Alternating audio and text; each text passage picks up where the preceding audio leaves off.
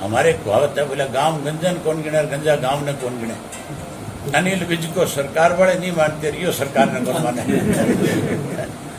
उस इलाके के लोग जो है एन तसल्ली करा देंगे।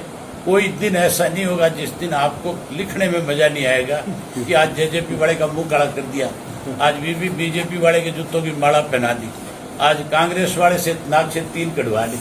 उस इलाके के लोग एन तैयार बैठे हैं आज।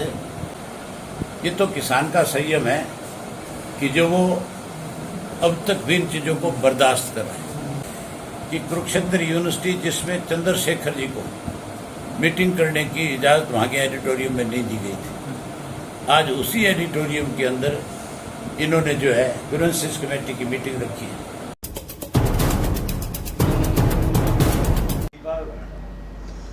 इनेलो महासचिव अभय सिंह चौटाला रविवार को कुरुक्षेत्र की जाट धर्मशाला में पहुंचे।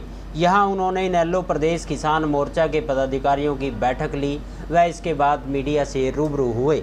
उन्होंने कहा कि दिल्ली बॉर्डर के साथ लगते जिलों के इनेलो के कार्यकर्ता बॉर्डर पर जाकर किसानों के साथ बैठेंगे। इसके अलावा अन्य जिलों के कार्यकर्ता टोल प्लाजा पर जाकर किसानों का साथ देंगे। चौधरी ओम प्रकाश चौटाला जल्द लोगों के बीच आएंगे। पहले वे किसानों के धरनों पर जाएंगे, इसके बाद हर गांव-गांव में पूरे हरियाणा में वे जाएंगे। अभय सिंह चौटाला ने भाजपा सरकार पर खूब वार किया। घुस करके लोगों के बीच में विवाद खड़ा करने के लिए कार्यक्रम बनाते हैं और कार्यक्रम बना करके फिर पुलिस के पहरे के अंदर कई लोगों को उस तपती धूप के अंदर खड़ा करते हैं, अपने सामने विवाद बनाना चाहते हैं। ये तो किसान का संयम है कि जो वो अब तक भी इन चीजों को बर्दाश्त कर रहे हैं। इन्होंने छेड़खानी में कोई कसर नहीं छोड़ी, इन्होंने लड़ाने के कोई प्रयास करने में कोई कसर नहीं छोड़ी। लेकिन किसान जो है विरोध करता है, संयम के साथ करता है, शांति के साथ करता है, फिर भी उन लोगों के ऊपर ये लाठियां बरसाते हैं, उन लोगों के खिलाफ मुकदमे दर्ज करते हैं, उन लोगों को परेशान करते हैं। सरकार बाज आए, वरना इसका खामियाजा बड़ा भुगतना पड़ेगा। जहां ये शरारत बंद करनी चाहिए, वहीं तीनों काले कानून कृषि के खत्म करके और एमएसपी का कानून बना करके किसान को सम्मान के साथ घर वापसी कराने चाहिए। आज की हमारी जो मीटिंग थी उसमें इसी बात को लेकर के फैसला हुआ। हमारे किसान सेल की मीटिंग थी जहां हमने उसके संगठन पे जोर दिया है, वही इस बात का फैसला किया है कि इस आंदोलन के अंदर इंडियन नेशनल लोकदल पार्टी की बड़ी भूमिका हो, इसमें किसान सेल अपनी बड़ी भूमिका निभाए। इसके लिए हमने उनकी जिम्मेवारी लगाई है कि जिस किसी का गांव टोल के नज़दीक है वो टोल पे जा करके उस आंदोलन का हिस्सा बने। जो कोई दिल्ली के बॉर्डर के नज़दीक के लोग हैं, सोनीपत जिला है, रोहतक जिला है, हमारा झज्जर जिला है, उसके साथ लगता हुआ हमारा फरीदाबाद जिला है, गुड़गांवा जिला है, वहाँ के कार्यकर्ताओं की ड्यूटी लगाई है कि आप टीकरी के सिंगू के बॉर्डर पर जाकर के मदद करें। बाकी जो अलग अलग जिले हैं उन सब के नज़दीक टोल लगते हैं, सब टोलों के ऊपर किसान बैठे हैं। हमने उनकी ड्यूटियाँ लगाई कि उन टोल पे जा करके रोजाना पार्टी की तरफ से उन लोगों की ताकत बढ़ो और रोजाना उनके सामने किसी किस्म की कठिनाई है उसको दूर करो, चाहे लंगर है, चाहे कोई पानी है, चाहे कोई और व्यवस्था है, उसमें उनका सहयोग करो। जहाँ हमारी पार्टी इन सब कामों में उनका सहयोग करेगी, वहीं सरकार के खिलाफ जो भी लड़ाई किसान मोर्चा लड़ेगा हम खुल करके उसका समर्थन करेंगे। सरकार की कुरुक्षेत्र यूनिवर्सिटी जिसमें चंद्रशेखर जी को मीटिंग करने की इजाजत वहां के एडिटोरियम में नहीं दी गई थी, आज उसी एडिटोरियम के अंदर इन्होंने जो है ग्रीवेंसेस कमेटी की मीटिंग रखी है। क्या डीसी के दफ्तर में ग्रीवेंसेस कमेटी की मीटिंग नहीं हो सकती? हमने जिला परिषद के ऑफिसों में ग्रीवेंसेस कमेटी की मीटिंग होते देखी है, हमने पंचायत भवन के अंदर ग्रीवेंसेस की मीटिंग होते देखी है। जहाँ मीटिंग का स्थान निर्धारित है वहीं करनी चाहिए। किस लिए जा करके बिना मतलब जहाँ स्टूडेंट पढ़ते हैं वहाँ स्टूडेंट की छुट्टी की जाती है स्पेशल एक दिन की? किस लिए छुट्टी करते हो? छुट्टी तो लोग तुम्हारी करेंगे, समय आने दो, जिस दिन इलेक्शन होगा उस दिन छुट्टी सत्ता में बैठे लोगों की लोग करेंगे। आज ये बेवजह स्टूडेंट को भी परेशान कर रहे हैं, लोगों को भी परेशान कर रहे हैं। सर गलत फैसले हैं। सर एक तरफ तो किसान आंदोलन है, दूसरी तरफ किसान परेशान हो रहे हैं, उनको कनेक्शन नहीं मिले अभी तक, उनको दर कृषि मंत्री का बयान था कि केवल कनेक्शन की बात नहीं है। पिछले 3 दिन से किसानों के ऊपर बिजली थेफ्ट के मामले दर्ज किए जा रहे हैं और सत्ता में बैठे लोग कहीं अपनी पीठ थपथपा रहे हैं। चीफ मिनिस्टर की अगुवाई की बात करते हैं कि उनके प्रोत्साहन की वजह से हमारा हौसला बढ़ा है, हमने 25 करोड़ रुपए के जुर्माने वसूल लिए। आज तो 25 करोड़ के जुर्माने वसूल लिए, लेकिन जिस दिन इलेक्शन होगा उस दिन लोग तसल्ली करा देंगे अच्छी तरह से किस तरह से किसान को, घर बैठे किसान को चोरी के मामले दर्ज करके उसको बेइज्जत करने का काम सत्ता में बैठे लोग कर रहे हैं। शायद ये भूल गए, अपने आप को तो चौधरी देवीलाल के वंशज कहते हैं कि हम उनके घर में पैदा हुए।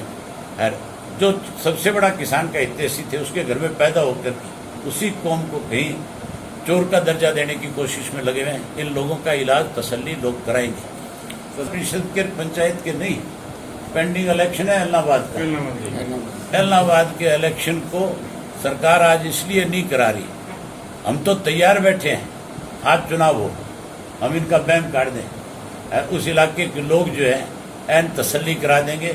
कोई दिन ऐसा नहीं होगा जिस दिन आपको लिखने में मजा नहीं आएगा कि आज जेजेपी वाले का मुंह काला कर दिया, आज बीजेपी वाले के जूतों की माला पहना दी, आज कांग्रेस वाले से नाक से 3 कटवा ली। उस इलाके के लोग ऐन तैयार बैठे हैं। आज कांग्रेस और बीजेपी इस मामले में पूर्ण रूप से मिली हुई है। आपने देखा कि जो अपोजिशन पार्टी है, जो आज भूपेंद्र सिंह हुड्डा अपोजिशन लीडर है, उसने एक दिन भी ये नहीं कहा कि हरियाणा प्रदेश के अंदर एक बाई इलेक्शन जो है वो ड्यू है। आज उनको ये डिमांड करनी चाहिए थी सरकार से कि इलाहाबाद का इलेक्शन कराओ, लेकिन वो भी जानता है इस बात को कि अगर इलेक्शन कराया तो तेरे साथ भी वही होगी जो बीजेपी और जेजेपी वालों के साथ होगी। कि हमने गेहूं की फसल का किसान का एक एक दाना खरीद दिया, थोड़े दावे के साथ ये कहते हैं कि हमने सारी पेमेंट कर दी। बराड़ा की अकेली एक ऐसी मंडी है जिसके अंदर कई करोड़ का किसान का आज भी बकाया है। ये लिस्ट है उसकी, बराड़ा की मंडी की किसानों की, ये वाली जो है, जिसमें किसान का सारा बकाया आज भी सरकार की तरफ है। ये तो एक मंडी की बात कर रहा हूँ, पूरे प्रदेश के अंदर ये कुरुक्षेत्र की मंडियों का बकाया किसानों को जो देना है। पूरे प्रदेश के अंदर कोई मंडी ऐसी नहीं है जिस मंडी के अंदर किसान की गेहूं का अब तक बकाया ना देना। चाहे रोहतक की मंडी है, चाहे सरसा की मंडी है, चाहे कुरुक्षेत्र की है, यमुनानगर की है और चाहे कोई पलवल की है, हर मंडी में किसान की गेहूं का बकाया आज भी सरकार की तरफ खड़ा है। हजारों करोड़ रुपया सरकार ने किसान का देना है, लेकिन किसान को देने की बजाय बैंक में जमा कर रखा है और उस पैसे का ब्याज खाने की फिराक में सरकार में बैठे लोग हैं जो किसान के उस पैसे से भी कमाई करना चाहते हैं। इससे बड़ी डकैत सरकार नहीं हो सकती, इससे बड़े लुटेरे हमने आज तक किसी भी प्रदेश की सत्ता में नहीं देखे। आज तो चपड़ासी से लेकर डिप्टी कमिश्नर तक और चीफ मिनिस्टर तक कोई भी ऐसा व्यक्ति नहीं है जो भ्रष्टाचार में शामिल नहीं है। कोई अगर ये कहे कि भी मैंने कोई भ्रष्टाचार नहीं किया तो मुझे लगता है उसके खिलाफ भी कोई ना कोई दस्तावेज आपके सामने आ जाएंगे, ये भी भ्रष्टाचार में शामिल है। जहां सरकार की आज पोल खुली हुई है, वहीं आज ऐसी हालत है प्रदेश के अंदर कि महंगाई दिन रात बढ़ती जा रही है, क्राइम बढ़ता जा रहा है, कानून व्यवस्था खत्म हो गई, किसान को लूट लिया और आज भी सत्ता में बैठे लोग जो है इस प्रदेश को कहीं आपस में लोगों को बांट करके लड़ाना चाहते हैं। सारे प्रदेश के अंदर आप रोजाना अपनी कलम से लिखते हो, रोजाना टेलीविजन पे सब जगह एक खबर है सोशल मीडिया पे कि भाजपा और जसपा का सोशल बाइकाट है इस प्रदेश में। ये तो कंट्रोवर्सी में रहना जानते हैं, कभी डीजीपी को लेकर कंट्रोवर्सी में आते हैं, कभी आईजी को लेकर के कंट्रोवर्सी में आ जाते हैं, कभी हेल्थ सेक्रेटरी को लेकर के कंट्रोवर्सी में आते हैं, कभी सीआईडी को लेकर के कंट्रोवर्सी में रहे हैं। विज साहब को तो मजा आता है कि अखबार में इस तरह की खबर छपे जिससे लोगों को लगे कि अनिल विज सरकार के लिए सरदर्द है और हमारे कहावत है, बोला गांव गंजन कौन गिने और गंजा गांव ने कौन गिने। अनिल विज को सरकार वाले नहीं मानते, रियो सरकार ने कौन माने। सर आपको लगता है कि ये चौटाला साहब सब बहुत जल्दी लोगों के बीच में आएंगे। उनके कार्यक्रम मुझे लगता है 20 तारीख से बन जाएंगे और 20 के बाद वो सबसे पहले सर सुभाष बराड़ा ने एक कहा मिनट 20 जुलाई ये 20 जुलाई से चौटाला साहब लोगों के बीच में जाएंगे। तब तक मुझे लगता है कि डॉक्टर उनको क्योंकि उनके प्लस्तर लगा हुआ है, शायद 20 के बाद उनको परमिशन दे दे लोगों के बीच में जाने की। लेकिन वो सबसे पहले उनका फैसला है ये कि वो सीधा किसान के जो जहाँ जहाँ धरने हैं, सबसे पहले उन धरनों पे किसानों के बीच में जाएंगे। हमारी पार्टी के ऊपर स्टैंप है कि इंडियन नेशनल लोकदल पार्टी जो है वो किसानों की पार्टी है। चौधरी देवीलाल ने सारी उम्र किसानों के लिए संघर्ष किया, उनके लिए लड़ाई लड़ी। जब सत्ता से बाहर थे तो उनके हकों के लिए लड़ते थे और जब सत्ता में आते थे तो उनके लिए अच्छे कानून बनाते थे। तब उनको अच्छे कानून बना करके उनका फायदा करते थे। किसान को कैसे मजबूत किया जाए इसके लिए फैसले लेते थे। इसलिए चौटाला साहब का फैसला है कि वो सीधा पहले किसानों के बीच में जाएंगे और फिर पार्टी की मीटिंगें जो हम रखेंगे उन मीटिंगों में जाकर के प्रदेश के हमारे पार्टी के लोगों से मिलेंगे। फिर गांव-गांव का कार्यक्रम भी वो बनाएंगे। हम उनका इस तरह से एक रूट बनाएंगे कि पूरा हरियाणा प्रदेश जो है वो अगले 3 महीने 4 महीने में कवर कर लें।